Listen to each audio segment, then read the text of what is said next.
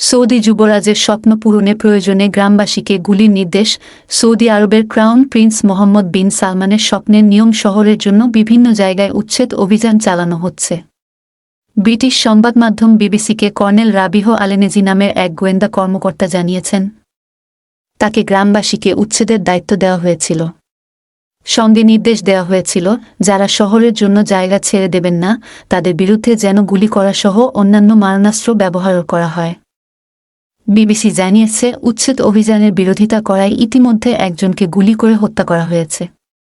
$500 billion এই শহরটি crown Prince সালমানের ভীষণ 2000 এর বেশি অংশ জায়গা। তবে সৌদির সরকার এবং নিয়ম শহর ব্যবস্থাপনা কর্তৃপক্ষ এ ব্যাপারে কোনো মন্তব্য করতে রাজি হয়নি। বিশ্বের অন্যান্য শহর থেকে সম্পূর্ণ ভিন্ন হবে নিয়ম শহর। পরিকল্পনা অনুযায়ী 170 কিলোমিটার লম্বা এই শহরটির প্রশস্ত হবে মাত্র 200 মিটার। এতে কোনো গাড়ি থাকবে না। তবে 2030 সালের মধ্যে শহরটি পুরোপুরি নির্মাণ সম্ভব হবে না। ধারণা করা হচ্ছে এই সময়ের মধ্যে 2.4 কিলোমিটার অংশ তৈরি করা যাবে। বিবিসি তথ্য অনুযায়ী এই শহরের জন্য 6000 মানুষ অন্যত্র সরে গেছেন, যদিও বাস্তবে এই সংখ্যা অনেক বেশি বলে ধারণা করা হয়। বিবিসি স্যাটেলাইটের 3টি ছবি প্রকাশ করেছে। এতে দেখা যাচ্ছে শহরের জন্য আল খুরাইবা, শারমা এবং গায়াল নামের 3টি গ্রাম ধ্বংস করা হয়েছে।